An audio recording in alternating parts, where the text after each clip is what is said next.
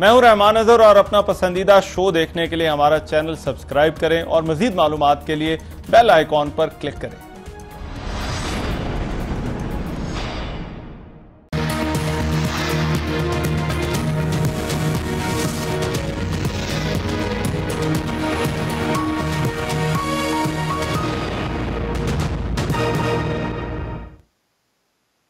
अस्सलाम वालेकुम, आपको आज के प्रोग्राम में खुशामदीद। पाकिस्तान में कोरोना के केसेस की तादाद में खतरनाक हद तक इजाफा होना शुरू हो गया है। गुज़िश्ता रोज 742 केसेस रिपोर्ट हुए थे, आज भी तादाद 600 से ज्यादा रही। कुल केसेस की तादाद 11,000 से तजावुज जो है वो कर चुकी है। WHO ने भी आज पाकिस्तान के हवाले से एक बड़ी तशवीशनाक वार्निंग दी है कि अगर एहतियात ना की गई तो जुलाई के आखिर तक पाकिस्तान में जो मरीज है, जो मुतासरा अफराद हैं, उनकी तादाद 2 लाख तक जा सकती है। अब एक तरफ तो ये सूरत हाल है, DGISPR ने भी प्रेस कॉन्फ्रेंस की, उन्होंने आर्मी के जो रिजर्व हैं उनको जो है वो बुलाने का ऐलान किया है। डॉक्टर्स जो हैं वो हुकूमत से कह रहे हैं, आज खवातीन डॉक्टर्स ने भी और पेशावर के जो डॉक्टर्स हैं उन्होंने भी हुकूमत से मुतालबा किया कि हुकूमत जो है वो लॉकडाउन में नरमी की बजाय सख्ती करे। यही बात कराची और लाहौर के डॉक्टर्स ने भी गुज़िश्ता रोज और उससे पहले जो है वो की थी। लेकिन हुकूमत इस बात पर मुसिर है कि जो स्मार्ट लॉकडाउन का कॉन्सेप्ट वो दे रहे हैं वो उसी के साथ चलेंगे। आज जो कौमी राब्ता कमेटी का इजलास हुआ उसमें एक मरतबा फिर से ये फैसला किया गया कि जो स्मार्ट लॉकडाउन है उसको 2 हफ्ते और बढ़ा दिया जाएगा। और साथ ही साथ हुकूमत पर कुछ तनकीद मसाजिद के हवाले से और जिस तरह से उनको खोलने का फैसला हुआ है, रमजानुल मुबारक के महीने का कल से आगाज हो रहा है, उस पर भी हो रही है। और जो एक लॉकडाउन के हवाले से अमूमी तौर पर बात की जा रही थी कि हुकूमत अगर लॉकडाउन का या जिस स्मार्ट लॉकडाउन को वो नाफिज करना चाह रही है, जिसको वो लाना चाह रही है, क्या लोग उसकी पाबंदी कर रहे हैं या नहीं, या लोग हुकूमत के उस कॉन्सेप्ट को समझ भी पा रहे हैं या नहीं, ये भी एक आम सवाल है। इन दोनों इश्यूज पर आज के प्रोग्राम में बात करेंगे और फिर ये भी कि जो हमारी सियासत इस मामले के साथ किस तरह से जुड़ी है। वेरी क्विकली मेरे साथ जो मेहमान मौजूद होंगे उनका मैं बता दूं, मुनीफ फारूक साहब एंकर पर्सन है, जियो से ताल्लुक है, वो हमें ज्वाइन कर रहे हैं स्काइप के जरिए। Munif, thank you so much आपके वक्त का। अयाज खान साहब एक्सप्रेस न्यूज से वाबस्ता है, एग्जीक्यूटिव एडिटर हैं, बहुत शुक्रिया अयाज खान साहब आपका भी। और इरशाद भट्टी साहब सीनियर जर्नलिस्ट कॉलमिस्ट, वो भी हमें ज्वाइन कर रहे हैं। इरशाद भट्टी साहब आपका भी बहुत शुक्रिया। ये जो डिबेट है कि क्या स्मार्ट लॉकडाउन जिस तरह से हुकूमत उसको नाफिज कर रही है, क्या ये कामयाब हो रहा है या नहीं, मैं मुनीब आपसे इस डिबेट का आगाज करना चाहता हूं। हुकूमत अब एक लोगों को एक बात बताना चाह रही है, मुतादिद प्रेस कॉन्फ्रेंसेस हो चुकी हैं, मेरा ख्याल है हर रोज इस पर आकर कोई ना कोई हुकूमत का बड़ा आकर प्रेस कॉन्फ्रेंस करता है और ये जो स्मार्ट लॉकडाउन की इस्तेलाह है इसको लोगों को समझाने की वो बात करता है। क्या आपकी नजर में क्या ये लॉकडाउन की जो इस्तेलाह है, जिस तरह से हुकूमत इसको इस्तेमाल कर रही है और जो उसका अमली निफाज हमें नजर आ रहा है, क्या ये कामयाब हो रहा है? बहुत शुक्रिया रहमान साहब। देखिए, पहली तो बात यह है कि हुकूमत ऐसे हालात के अंदर, ठीक है, उस पर डिबेट हो सकती है, इससे ज्यादा क्या कर सकती थी, लेकिन फिलहाल तो मैं नहीं समझता कि कोई बेजा तनकीद हमें करनी चाहिए। हुकूमत ने अच्छा रिस्पॉन्ड किया है, वफाकी हुकूमत की भी इसमें काविश अच्छी है, सूबाई हुकूमतों के अपने मामलात है। सिंध के ऊपर क्रिटिसिज्म बहुत हुआ है कि सिंध ने शायद बहुत ज्यादा वो कोई इसकी वो पैनिक में आके उन्होंने इसका अपने लॉकडाउन की अनाउंसमेंट की और उसके नफाज की कोशिश की। मैं इसलिए कोशिश करूंगा क्योंकि वो मुकम्मल हद तक लोगों ने उसे कामयाब नहीं होने दिया, क्योंकि हम लोग भी तो बहसियत कौम भी तो इतने डिसिप्लिन।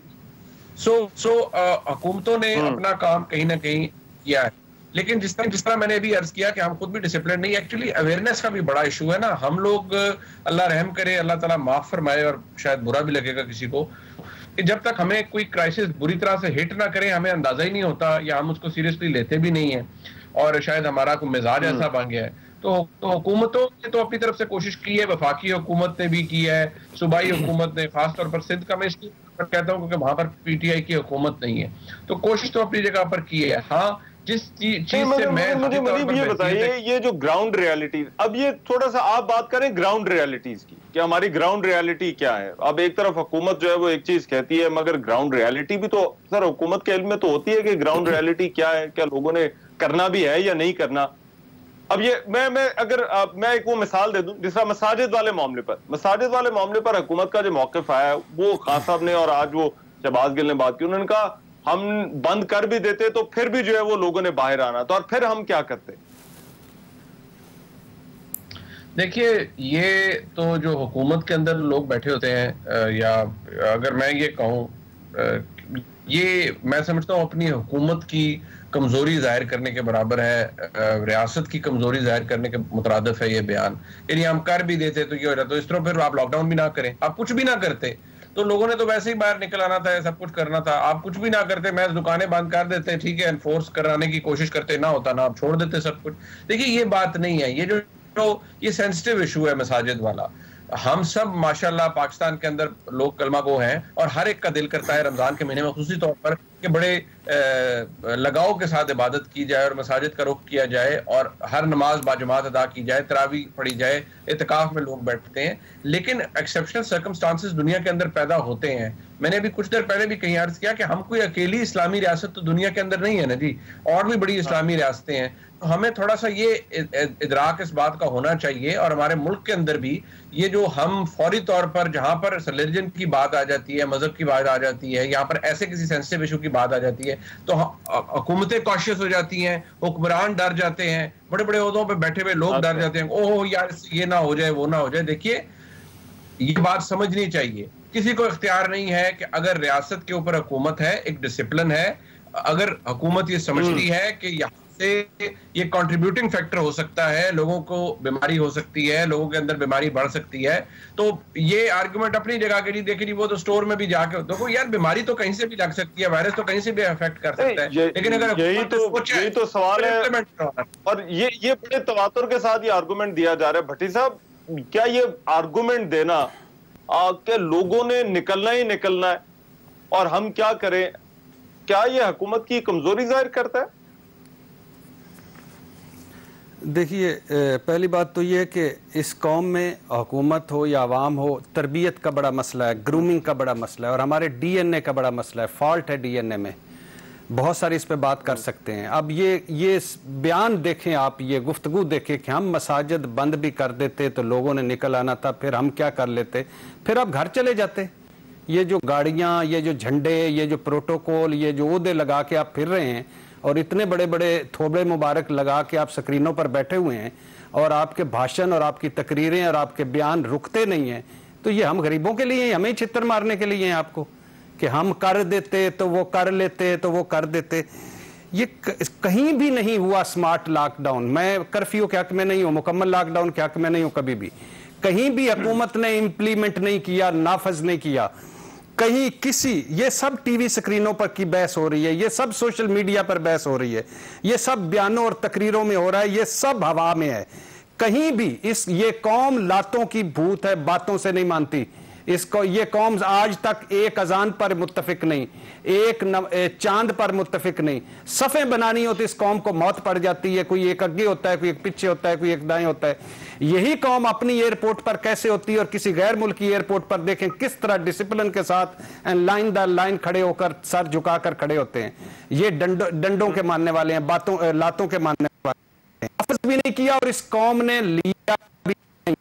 आप सख्ती नहीं करेंगे, ये नहीं करेंगे। आप क्या कहते हैं, यानी आप हज उम्रों में इस कौम का टॉप 5 पे, और अगर से बेईमानी में देखें नीचे से टॉप 5 पे, और ईमानदारी में, रोजों नमाजों तरावियों में टॉप 5 पे, और अगर झूठ मिलावट फ्रॉड और धोखे में नीचे से टॉप 5 पे, खैरात से ऊपर टॉप 7 में, और टैक्स चोरी, बिजली गैस चोरी और यतीमों और बहनों का हक खाने में नीचे से टॉप 10 में, गंदगी में टॉप 10 में, आलूदगी में टॉप 10 में, इस्लाम का नाम लेवा टॉप 10, अमल करने में नीचे से टॉप 10।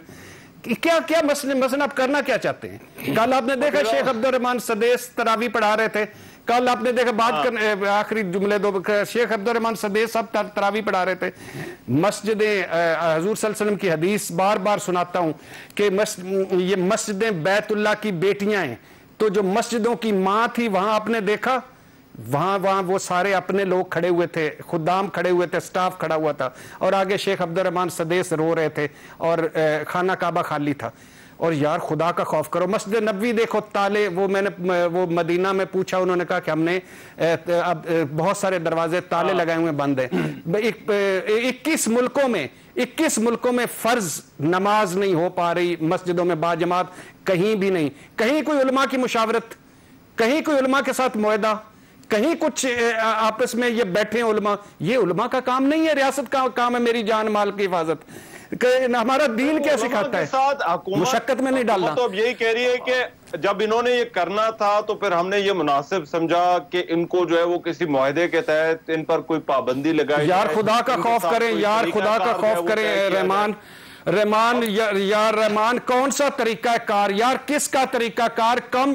अब ये आज पोपल जई साहब उन्होंने उधर रोजा रखवाया हुआ है, ये तरीका कार है यार। ये खुदा का खौफ करे, एक अजान पे आपकी कोई मुशावरत कामयाब हुई हो, एक ईद पे कोई मुशावरत कामयाब हुई हो, मुफ्ती मुनीब और मुफ्ती पोपल जई पे मुशावरत कामयाब हुई हो।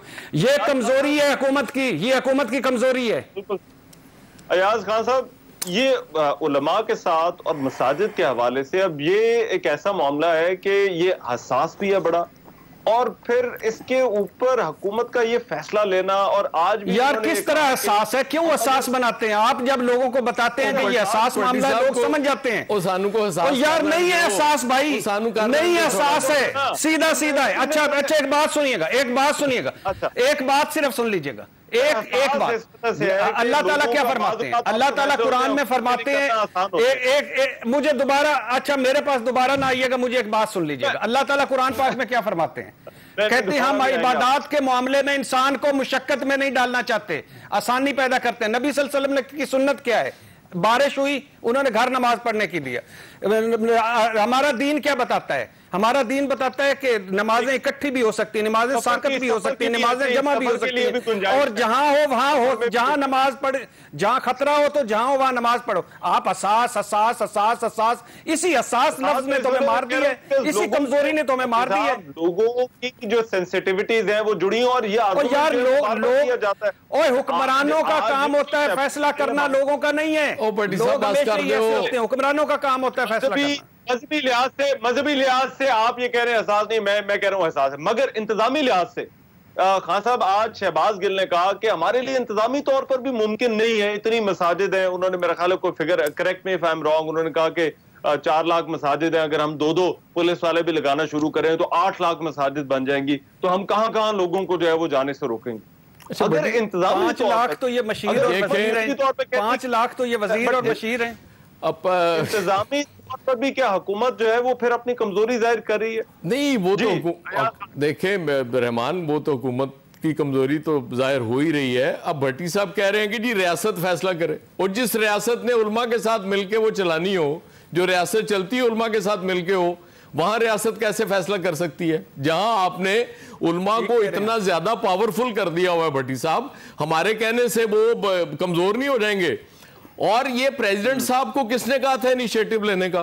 क्या आप बुलाएं और उन्हें को 20 का भला करे, वो भी बताइए। वो फारक बैठे ऐसे कुछ आलिम खुद कहते हैं कि वो जो नहीं मांगा वो भी प्रेसिडेंट साहब ने दे दिया। और यार कुछ खुदा का खौफ करें आप। और वो जो वहां मुज़ाकरात करके हैं, 20 निकाती एजेंडे पे वो दस्तखत करके हैं, उनकी अक्सरियत तो मसाजिद में जाएगी नहीं, क्योंकि वो सब 50 साल से ज्यादा है। अच्छा, वो नहीं जा रहे होंगे। 2 मुफ्ती तो खुद कह चुके हैं जी कि हम घर में मसाजिद नमाजें अदा करेंगे, तो बाकी लोगों को आपने छोड़ दिया। दूसरा बात भट्टी साहब कर रहे थे कौम की। भट्टी साहब, कौमें सारी ऐसी होती हैं जहां सिस्टम बन जाता है वो कौम डिसिप्लिन हो जाती है। आप पुराना लिटरेचर पढ़े, आपको लंदन में भी दूध में मिलावट नजर आएगी, वहां भी आपको क्राइम नजर आएगा। क्यों नजर आएगा? वहां सिस्टम नहीं था। जब एक दफा सिस्टम बन गया, जब तक आप वहां चर्च के ताबे रहे, वहां सिस्टम नहीं बनने दिया गया। आप यहां सिस्टम नहीं बनने दे रहे। जब सिस्टम नहीं बनाएंगे तो आज बेशुमार आप जाएं लोगों से कहें यार कि आप सोशल डिस्टेंसिंग करें, वो कहेंगे यार सन दिखाओ। तो तुसी हमें खा पाई ये कहाँ है ये वायरस, कहीं नजर आया आपको? मतलब कहीं नजर नहीं आता उन लोगों को। तो वो लोग, उन लोगों का कसूर कतन नहीं है इसमें।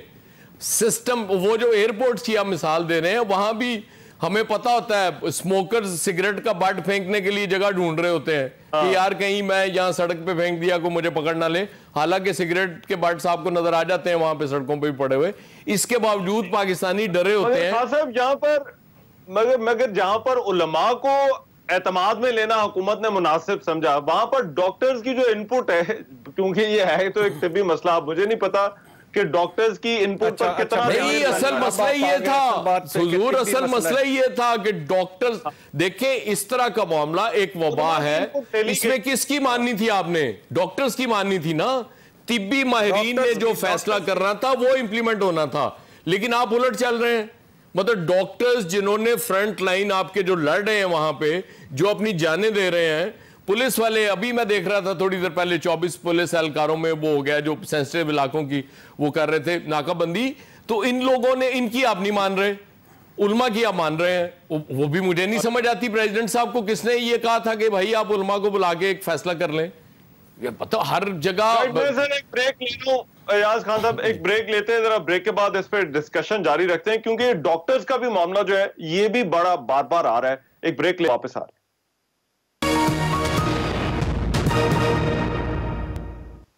ब्रेक के बाद प्रोग्राम में एक मरतबा फिर से खुशामदीद। मुनीब, आपकी इनपुट मैं चाहता हूं।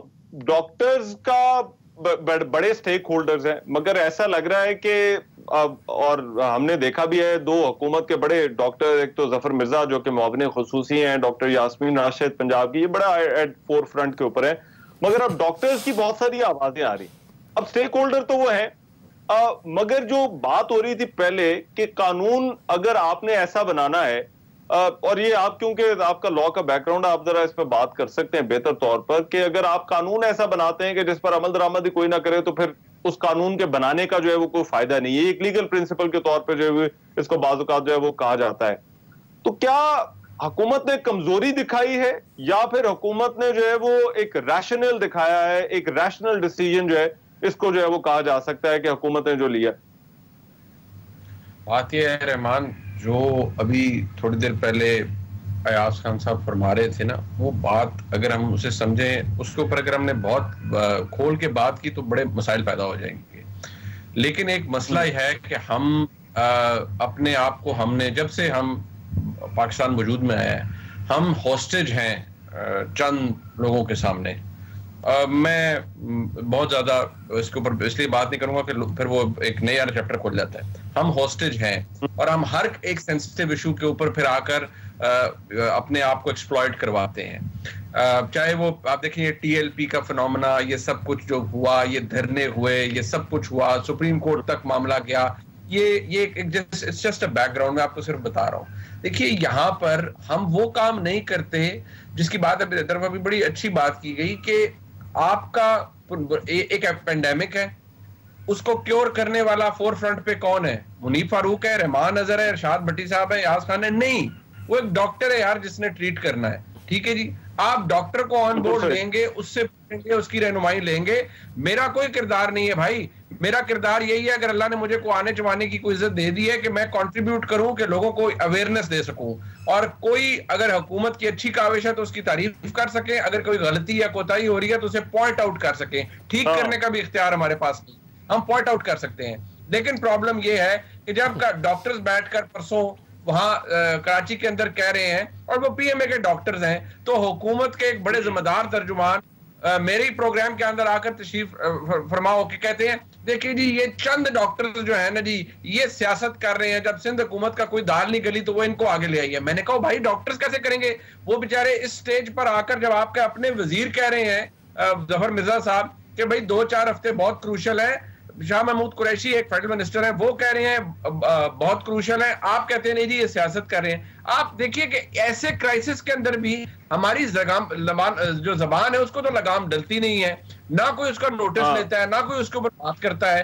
किसी ने नहीं जाना, अल्लाह रहम करे, मैं बड़ी माजरत के साथ कह रहा हूं, खुदा न खास्ता अगर कोई बीमार हो ना, तो आप किसी मस्जिद के इमाम के पास या किसी रिलीजियस स्कॉलर के पास अपने रिश्तेदार अजीज दोस्त को नहीं लेके जाते, आप उसे हॉस्पिटल में लेके जाते हैं। जो हॉस्पिटल में बैठे हुए लोग हैं, जो डॉक्टर्स हैं, वो कहते हैं भाई खुदा का खौफ कर लो, हम अपनी कैपेसिटी पे काम कर रहे हैं, मत तमाशा बनाओ इस मुल्क का, थोड़ी बात सुन लो। लेकिन हम उनको ऑन बोर्ड नहीं लेते, क्योंकि हम इतने कमजोर हैं। हमने खुद को हॉस्टेज छोड़ दिया है ऐसे लोगों के सामने जो कि ये डिटरमिन करेंगे कि मुल्क चलाना कैसे है।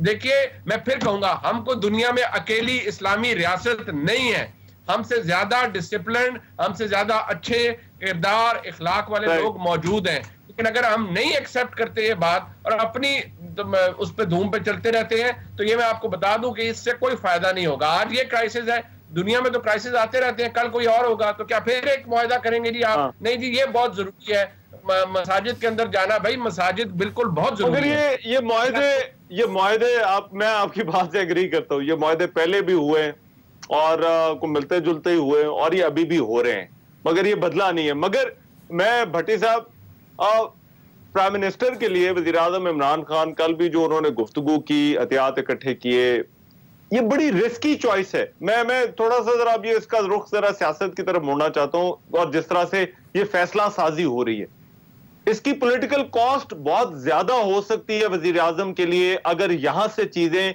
बेहतर होने की बजाय जो है वो खराब हो जाती है। तो आप इसको किस तरह से देखते हैं? क्या प्राइम मिनिस्टर ने कोई बहुत बड़ा रिस्क तो नहीं ले लिया अपनी सियासत के लिए? देखिए रहमान, मैं जो मॉडल टाउन मुआहदा छोड़ दें, जो ताहिरुल कादरी मुआहदे छोड़ दें, फैज़ाबाद मुआहदे छोड़ दें, बाकी सारे मुआहदे छोड़ दें, सारे मजहबी मुआहदे छोड़ दें, ऐसी सिचुएशन नहीं थी कि पूरी इंसानियत खतरे में हो, अनदेखे दुश्मन के सामने, अमेरिका बेबस, यूरोप बेबस, मिडल ईस्ट बेबस, कोई वसाइल की जंग नहीं है, एहतियात एहतियात एहतियात। अच्छा, अब मुझे हैरानगी होती है कि अगर सदर आरिफ अलवी साहब को डॉक्टरों का एक पैनल कहे कि आपकी खुदा ना खास्ता जिंदगी को खतरा है, ये दवाइयां आपने लेनी है और आप बच जाएंगे, या ये मैयर्स करने और आप बच जाएंगे, उसके बाद वो अपने मोहल्ले के इमाम साहब के पास जाएंगे या अपने मोहल्ले के मुफ्ती साहब से मुआहदा करेंगे कि 20 नुकाती करें ताकि मैं इससे बच जाऊं? नहीं करेंगे, डॉक्टर के पास जाएंगे। वजीर आजम कह रहे हैं कि अगले 15 दिन बड़े इंपॉर्टेंट है, WHO कह रहा है पाकिस्तान को केयर करो केयर करो, जफर मिर्जा कह रहे हैं केयर करें, DGISPR ने कहा है कि अगले 15 दिन बड़े इंपॉर्टेंट है। आपका जो national command and operation centre, उसने बताया 79% कोरोना पेशेंट जो है वो एक दूसरे को उन्होंने लगाया, यानी 100 में से 79 आपने एक दूसरे को लगाया है, मकामी है। अब इस सिचुएशन में खाना काबा खाली, मस्जिद नबवी खाली, किबला दोम खाली और वेटिकन सिटी खाली, ईस्टर पर और संडे पाम पर पोप ने अकेले इबादत की। 21 मुल्कों में, जैसे मैंने कहा कि जुमा नमाज नहीं, फर्ज नमाज मस्जिदों में पाबंदी, चर्च गुरुद्वारे मंदिर बंद, जामिया अल अज़हर का फतवा आ गया। जो दोनों हरमैन शरीफैन के इमामों के हेड हैं, शेख अब्दुल अजीज अल शेख, उन्होंने कहा है कि हुकूमती अहकामात पर अमल करें, यह तिब्बी मामला है। शेख अब्दुल रहमान सदेस ने कहा है कि घर पर इबादत करें। अल्लाह का फरमान है, मुशक्कत में खुद को हम नहीं डालते, आप आसानियां। नबी ने आपकी सुन्नत मैंने बता दी कि बारिश हुई तो उन्होंने घर पे पढ़ने के कह दिया। दीन का दर्स आपको बता दिया है कि वो यानी वो दीन हमारा ऐसा है कि जिसमें आपको आप खतरा हो तो जहां हो वहां नमाज पढ़ी जा सकती है। ये वो नुक्ता है मेरी जिंदगी में शायद मैंने पहले कभी नहीं देखा। आप सारे अयाज भाई, मुनीब भाई, आप तीनों ज्यादा जानते होंगे, जिस पर ईरान और सऊदी अरब मुत्तफिक है, दोनों मुत्तफिक है ईरान और सऊदी अरब, जिस पर UAE और तुर्की मुत्तफिक है, जिस पर मशरक और मगरब मुत्तफिक है। किसी मगरब में किसी ने पूछा हो कि ये हम चर्च बंद करने जा रहे हैं, पोप साहब से पूछ लो, कभी कुछ पूछा? और खुदा के लिए, अल्लाह के नाम पे कमजोर लोगों, डरे हुए लोगों, सहमे हुए लोगों, और ऊपर से अच्छा एक गलत फैसला किया। अब मैं कह रहा हूं मुफ्ती साहब को, मुफ्ती मुनीब काबिल एहतराम और मुफ्ती तकी उस्मानी साहब को, कि इनको ना घर ना पढ़े, इनको मजबूर किया जाए कि ये भी मस्जिदों में पढ़े। जज्बा ईमानी से हमने ही वायरस मारना है, आप भी आए ना हमारे साथ। आप शिक नंबर 6 के लेके 50 साल से ज्यादा के लेके पतली गली से निकल गए और हमें कहते करें। आरिफ अलवी साहब भी आए, बल्कि आरिफ अलवी साहब और इन सारों को क्वारंटीन का इमाम बनाएं जो क्वारंटीन कैंप्स है, ताकि वहां भी इबादत के मजे वो लें और वहां भी बाजमात नमाजें हों। खुदा के लिए, अल्लाह के नाम पे मेरा दिल नहीं करता मैं नमाज पढ़ूं, मेरा दिल नहीं करता मैं मस्जिद में इत्काफ करता है, मेरा भी दिल करता है, लेकिन मैंने खुद भी बचना है, दूसरों को भी बचाना है। और दीन कहता है अपनी जान जानबूझकर खतरे में डालना इक़दाम खुदकुशी, और अपनी दूसरे की जान जानबूझकर खतरे में डालना इक़दाम कत्ल है। यहां पर वही बात आ जाती है एजाज खान साहब कि आपका जो आर्गुमेंट है वो बड़ा सर्कुलर है, और आप जब ये कहते हैं कि आप इधर निकल जाएं, इस काम के लिए निकल सकते हैं, तो हर बंदा पूछेगा जी फिर मैं क्यों नहीं निकल सकता, या अगर आप एक शोबे को खोल रहे हैं तो दूसरा शोबा पूछेगा। मैं अब थोड़ा सा जरा ये दूसरी तरफ जो है वो ये कि हुकूमत ने जो आर्गुमेंट दिया है और जो फैसला साजी का और ये जो स्मार्ट लॉकडाउन का जो कॉन्सेप्ट ये हुकूमत देना चाह रही है, लोगों को समझाना चाह रही है कि जहां पर समाजी दूरी भी हो, सोशल डिस्टेंसिंग जैसे कहते हैं, और दूसरी तरफ जो है वो आप बीमारी के फैलाव को भी रोक सके। तो अभी तो सर ऐसा लग रहा है कि जैसे इस सारे चक्कर में हम कहीं शायद ज्यादा कंफ्यूज हो गए कि हमने क्या करना है और क्या नहीं करना, किसको रोकना है किसको नहीं रोकना। नहीं, वो कन्फ्यूजन की तो मिसाल मुनीब ने दे दी। वो मुख्तलिफ तर्जमानों की बात सुन रहे होते हैं, मुख्तलिफ सूबाई हुकूमतों वफाकी हुकूमत की सुन रहे होते हैं, तो हम वैसे ही कन्फ्यूज हो जाते हैं कि हमें समझ नहीं आ रही होती कौन क्या करना चाह रहा है। क्योंकि प्राइम मिनिस्टर साहब अनाउंस करते हैं ये लॉकडाउन है 2 हफ्ते के लिए, पंजाब गवर्नमेंट कहती है या नहीं हो रहा, पंजाब गवर्नमेंट कहती है जी हम कर रहे हैं, सिंध कहता है जी हम ऑलरेडी कर चुके हैं। तो मैंने तो एक दफ़ा कहा भी था कि प्राइम मिनिस्टर साहब को साथ ही अनाउंस करना चाहिए कि मैं जिन इक़दामात का ऐलान कर रहा हूँ वो सब इस्लामाबाद के लिए हैं, बाकी सूबाई मामलात के लिए अपने वज़ीर आला से या उनके तर्जमानों से रजू करें, मेरा उससे कोई ताल्लुक नहीं है। क्योंकि हमें तो यही नज़र आ रहा है कि एक फैसला जो मरकज़ की सतह पे होता है, स्मार्ट लॉकडाउन की जो बात कर रही है गवर्नमेंट, वो क्या है स्मार्ट लॉकडाउन? वो ये है कि किसी एक मोहल्ले में किसी घर में कोई केस निकल आया, वो उस पूरे मोहल्ले को सील कर देते हैं जब तक वो क्लियर नहीं होता। बेसिकली इनको कहते हैं हॉटस्पॉट्स। ये वो हाँ हॉटस्पॉट को आपने उसको बंद कर दिया, आपने कहा जी ये स्मार्ट लॉकडाउन है। अब बाकी आप कहते हैं कि जी प्रिकॉशनरी मेजर्स के तहत लोगों ने मास्क भी पहने हो, सोशल डिस्टेंसिंग भी हो। मैं एक स्टोर में गया, वहाँ वो मुसलसल अनाउंसमेंट हो रही थी जी please maintain your social distancing, और वो मेरे ख्याल आधे फुट पे लोग साथ साथ खड़े थे। यकीन करें मैं इतना खौफजदा हुआ, उसके बाद मैं दोबारा नहीं गया उस ग्रोसरी स्टोर पे कि इतना रश। तो उससे मुझे समझ आई कि मोहल्ले के स्टोर्स बड़े अच्छे हैं, हर चीज़ वहाँ से मिल रही है। क्योंकि हमारा वैसे ही दिमाग ख़राब हुआ है कि चलें एक ही छत तले हर चीज़ मिल जाती है तो वहाँ चले जाते हैं और ले आते हैं। ये हम भी अपनी तरफ से बड़े स्मार्ट हो गए हुए हैं ना, तो स्मार्ट लॉकडाउन को हमें कैसे समझ आएगी? फिर लोग नहीं समझ पा रहे। आप मुझे याद है जब ये शुरू हुआ शुरू में, तो एक मेरे दीनी भाई मुझसे मिलने आए, मैंने उनसे हाथ नहीं मिलाया, मैंने कहा जी ये कोरोना सलाम है दूर से होगा। तो मुझसे कहने लगे यार कुछ नहीं होता, कमाल है आप डरे हुए हैं।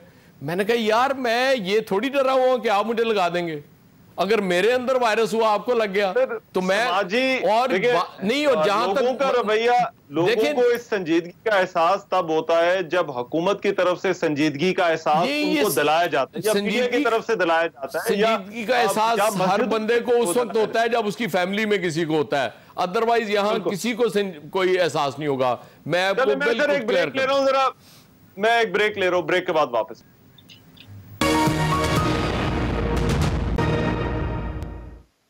ब्रेक के बाद प्रोग्राम में एक मरतबा फिर से खुशामदीद। मुझे वक्त का मैं बड़े ब्रीफ कमेंट चाहिए भट्टी साहब और मुनीब।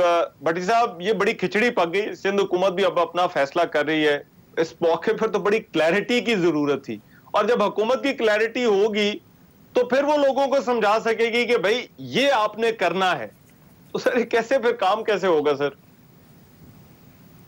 सर प्लीज अल्लाह के नाम पे इस सस्ती सियासत, इस सस्ते पॉइंट स्कोरिंग, इस मेरा आका ठीक है मेरा आका ठीक है, इस मैं तू इस पानी विच मधानी और इस कोरोना ज़्यादा सियासत से आगे निकलें कि क्यों निकलें? एक हिकमत अमली, एक रास्ता मिलकर चलना, ये ना कभी पहले हुआ है ना कभी अब होना है ना आइंदा होगा। फिर दूसरी बात, क्यों इस बहस में अब नहीं पड़ना चाहिए? मरहला अगला आ गया है। 18वीं तरमीम के बाद सिंध खुद मुख्तार है। वजीर आजम इमरान खान के पास अगर पंजाब और केपी के ना होते तो वो 24 किलोमीटर का इस्लामाबाद का वजीर आजम है। तो आप जो कुछ करना चाहते हैं करें, वेल लेफ्ट करें, छोड़ें। फिर दूसरी बात असद उमर कह चुकी है, हमने 1 महीने में 9 मीटिंग्स की हैं इकट्ठे, 98% पर मुत्तफिक है। मुराद अली शाह तारीफें कर चुके हैं। तो ये निचली सतह की जो गोलाबारी है, इसको छोड़े। फिर दूसरी बात है, अगर आपको एहसास से प्रॉब्लम है, आप वहां बिलावल की तस्वीरें लगा के बांट दें राशन। अगर आपको टाइगर फोर्स से प्रॉब्लम है, आप वहां भुट्टो फोर्स बना लें, आगे बढ़े। फिर उस दूसरी बात यह है कि आपकी सारों की परफॉर्मेंस का जो हाल चीफ जस्टिस बता चुके हैं, वफाक का बता चुके हैं कि डॉक्टरों को गजा तक नहीं मिल रही, हिफाजती किट क्या, और सिंध का बता चुके हैं कि गटर हो तो 4 बंदे तस्वीर खिंचवाते हैं और 1 अरब का राशन दिया, पता ही नहीं चला। पंजाब का बता चुके हैं कि आपने सफेदपोशों को भिखारी बना दिया। तो इसलिए आगे बढ़े, काम आगे करें, अपनी अपनी मर्जी का करें। Your final comment sir, clarity की बड़ी जरूरत है। फोरम है हमारे पास वैसे, national coordination command and control centre जो है। और जी बस अल्लाह ताला हिदायत दे सबको। मैं तो बस यही कहूंगा, अल्लाह ताला हिदायत दे और हम शायद इस पेंडेमिक से या इस क्राइसिस से कुछ सीख पाए। नहीं तो बस ऐसे ही है हमारी हालत। ये मेरे मुनीब भाई ने एक मर्तबा फिर अल्लाह पे छोड़ दिया कि वो हिदायत दे। अल्लाह हमारे लिए रह गए हैं, भाई हमें हिदायतें देते रहें। खुद हमने कुछ करना नहीं भट्टी साहब, तो फिर अल्लाह पे छोड़ना ना। यानी अल्लाह हिदायत दे, कोरोना भी अल्लाह ही मारे हमारा, हिदायतें भी अल्लाह ही हमें दे, जन्नतें भी अल्लाह ही हमें दे, बख्शे भी अल्लाह ही हमें, पैसे भी अल्लाह ही हमें, बरकतें भी अल्लाह ही हमें, हम कुछ नहीं करते। ये जो हमने बातें यहाँ पर की हैं, इसके बाद अगर मुझे, आपको या अयाज खान साहब को गालियां पड़े तो फिर हम यही कह सकते हैं ना जी, अल्लाह ही हिदायत दे। मैं एक ब्रेक पर जा रहा हूं। कोई बात नहीं मुनीब भाई, पढ़ने दे, कोई बात नहीं। बहुत शुक्रिया, मैं एक ब्रेक पर जा रहा हूं।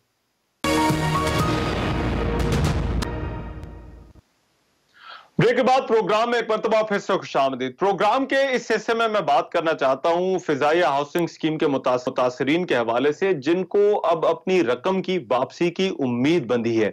एक्सप्रेस ट्रिब्यून की आज की खबर के मुताबिक पाक फिजाइया की मैनेजमेंट और मैक्सिम ग्रुप मुतासरीन को 16 अरब रुपए वापस करने पर रजामंद हो गए हैं। ये जो स्कीम थी, ये कराची में 2015 में शुरू की गई थी और इस स्कीम के तहत 8400 रिहायशी यूनिट्स बनने थे, लेकिन 2019 तक सिर्फ 30 यूनिट जो है वो बन सके।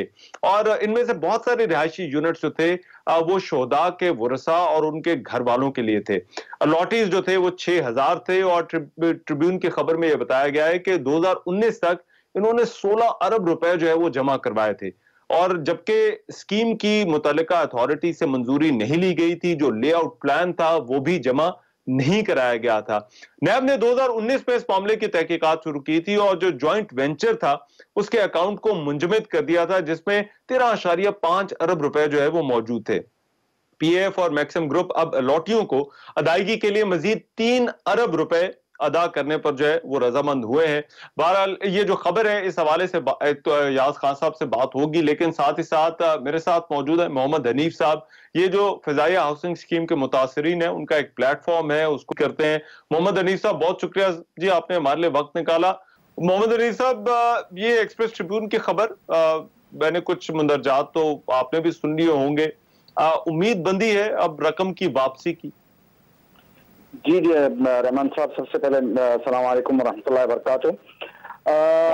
इनकी 9 अप्रैल को बेल बिफोर अरेस्ट हियरिंग थी मैक्सिम ग्रुप की, जो नैब में केस चल रहा है इनका। तो वहां पर इन्होंने मैक्सिम के वकील ने एप्लीकेशन जमा कराई है सिंध हाई कोर्ट में कि वो ये रकम 100% प्रिंसिपल जो अमाउंट है वो रिटर्न करना चाहते हैं।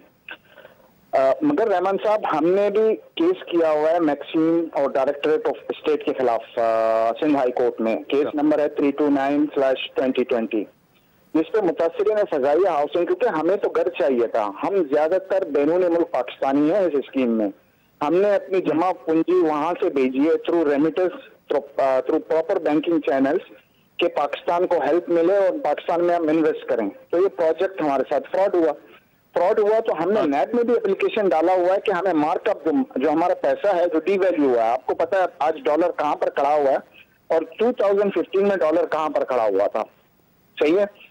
मैं यूएई में था उस वक्त, दरम कंपेयर टू रुपीज रेशियो था 26 से 28। आज दरम 45 पे खड़ा हुआ, आज 45, यानी 50% of my investment is loss. तो हम प्रिंसिपल अमाउंट पर एग्री नहीं करना चाह रहे हैं जो ये इन्होंने प्रपोजल दी हुई है हाई कोर्ट में। ठीक, राइट। अयाज खान साहब, ये खान साहब तो बड़ा वजीर आजम जो हैं वो बड़ा तामीराती शोबे को एनकरेज कर रहे हैं, मगर हमारे पास इस तरह के केसेस भी हमारे सामने जो है वो मौजूद हैं जहां पर इदारों का नाम भी कई दफा इस्तेमाल हो जाता है। अब इनको इतने सालों बाद जो है वो अब ये कोई वापसी की उम्मीद बंदी है, मगर ये कानूनी मसाइल जो बता रहे रहमान, एक तो होता है ना इदारे का नाम इस्तेमाल हो जाए, यहाँ तो इदारे की मैनेजमेंट उसमें शरीक है। मतलब जो अफसोसनाक बात है कि जब आप फिजाइया की मैनेजमेंट एक आपको देरी होगी ऑफर के लिए आपके लिए घर बनाने जा रहे हैं, तो कौन शक करेगा उस पर? मतलब शक की मतलब बंदा सोच भी नहीं सकता कि यहां भी हमारे साथ फ्रॉड हो जाएगा। और ये हनीफ साहब मेरे ख्याल में बिल्कुल ठीक कह रहे हैं कि आपने अगर 10 लाख रुपए दिए 2015 में, तो आज आप देखें ना 10 लाख की वैल्यू क्या रह गई है। तो ये इनका मुतालबा मुझे तो बिल्कुल जायज लगता है कि इनको उस हिसाब से, आज के हिसाब से पैसे वापस मिलने चाहिए। इनका क्या कसूर है? ओवरसीज एक तो ज़र मुबादला इस मुल्क को भेजा इन्होंने, और उसके बाद फिर जब घर बनाने का ख्वाब देखा और वो इस तरह चकनाचूर हो गया और इतने बड़े इदारे ने वो कर दिया, तो मेरा ख्याल है इससे बड़ा जुल्म तो नहीं हो सकता। ठीक है, तो हनीफ साहब आप ये चाहते हैं कि आपको जो अदायगी अगर रकम दी जाती है, आपका पहला मुतालबा तो आप ये कह रहे थे कि आपको जो है वो घर दिया जाए, मगर अगर आपको रकम की अदायगी दी जाती है तो आप ये कह रहे हैं कि वो रकम आज के हिसाब से जो है वो वापस की जाए जितनी आप लोगों ने जमा करवाई थी।